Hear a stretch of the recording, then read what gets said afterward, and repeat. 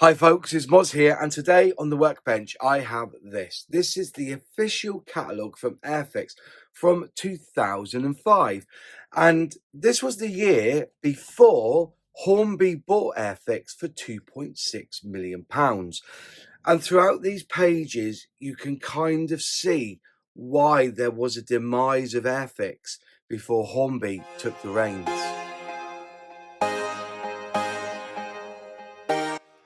Yes, 2005 was a very interesting year for Airfix, even though on the front here you've got that TSR2 and you've got the lifeboat. But it wasn't actually until 2006 before those particular kits were released.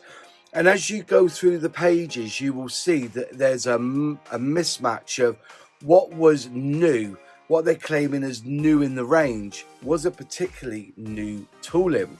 In fact, there was no new tooling in 2005. But as we look through the catalogue now, you'll be able to point out and see where the stickers are saying new. They were basically helikits reboxed under the Airfix brand. So in theory, they were new to the Airfix range. But yeah, sad demise. But let's go through the pages now and have a look at them, and then we'll have a little bit of a talk after. And let's just go through some of those kits that really were subpar.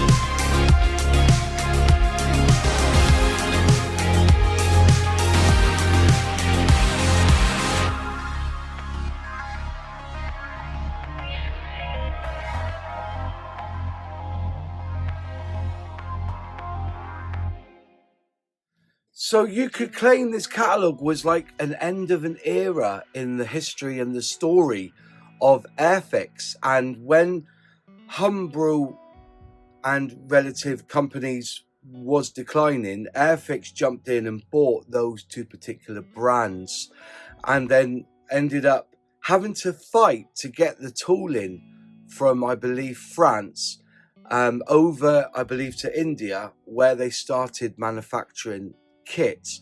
Yeah, on the front, you know, they did talk here about the TSR2 being in that 1/72nd scale, but it didn't get released that year. And even the lifeboat as well, even though they said it was going to be released in 2005, and it was another 2 years before we saw the lifeboat on our workbenches when it finally made it into production in 2007.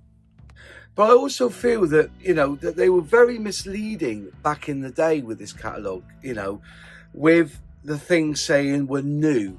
And I did find that quite interesting, because I did look up certain things. So when you see this here, which is the North American T6G Texan, it says new on it, but it has like this black and white box art. And so you would kind of think to yourself, oh, looks like a new tooling, when in fact it wasn't. It was just a rebox of a hella kit. In fact, that kit was first tooled back in 1978. So it was nearly 30 years old before Airfix claimed it was new, but it was, you know, new to their range. This is where I jump in and ask a bit of a favour. If you are not a subscriber to this channel but are enjoying the content, will you please consider being a subscriber? It's really simple and it's free. Just click subscribe, ring that bell, click all, and you'll be notified when I release a new video. Cheers. The same goes for the Saab SJ29, the Tunen. That also was a very old kit, which was again a 1978 kit, released in the Airfix range, like as a way of, I don't know, adding to the already poor efforts that was coming out of Airfix back then. And still hella release it to this day. In 2020, they reboxed it 5 years ago.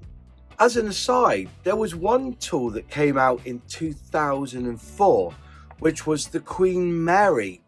That was an original Airfix release, and they did show it in the catalogue here in 2005 that it was available. But that same year, it was released by Hella, and we've not seen it again since. So where that tooling is, will that come up as a vintage classic in the foreseeable? Who knows? There's quite a few kits like that, isn't there, from that era? Which kind of brings me on to page 28 when it comes to the this one here. And you can see that on this page here, there's 3 boats that are being pushed into that vintage classic range. You have the Vosper motor torpedo boat, the RAF rescue launch, and the German E-boat. So 20 years ago, they were put out in this catalogue, and so much as I do have one here to review, and I do have the other 2 boats on pre-order, but they've now moved into that vintage classic range, you know. So what else will come out of this catalogue that you may see in the next few years that are, what can I say, prime candidates to be released into that vintage classic? We've already had one as well, which was the Domini, again re-released in 2005 as new, but then Airfix have released it back in 2019 as one of those original vintage classics that they were putting out there. You know, between the year 2000 and 2009, there was only actually 22 new tools that came from Airfix. There was no new releases in the year 2000, 2001 or 2002. In 2003, they only had one new release. And it was only really until 2008 that I believe Airfix really found their feet in the family of Hornby companies, when they did release 6 tools in 2008 and then a whopping 10 in 2009, which did include a 148 TSR2. So yeah, this was the catalogue, which basically summed up. Now, according to Scalemates, I think there was over 170 releases, whether it was a new box or new decals or made into a model set. And also, as you looked in the catalogue, they also released some small little die-cast cars, which came on a base, and some planes. And don't forget the jigsaws that came in a roll. They were also mentioned in the catalogue as well. But yeah, I think, you know, this really summed up what was going wrong with Airfix. And that's why Hornby jumped in 2006. And as I said, they £2.6 million. And then there was this battle of trying to release the tools that were in France back to original Airfix. So basically, according to the article, when Hella went down, it took Airfix with them, as they were their main manufacturing partner and supplier of these model kits. And in that divorce, it was a very messy divorce, because as you know, as we can see, there are tools that are missing, like, you know, the Jaguar, for instance. That was officially an Airfix tooling back in the day, and now Hella have released it, but I don't think Airfix really give two shits about that, really, because they've got their new one out, haven't they? But also, like the Queen Mary, where's that? Like the TSR2s, for instance, the 72nd was released under Airfix, and then you also have the 148, which was definitely an Airfix kit, but we've never seen them again either.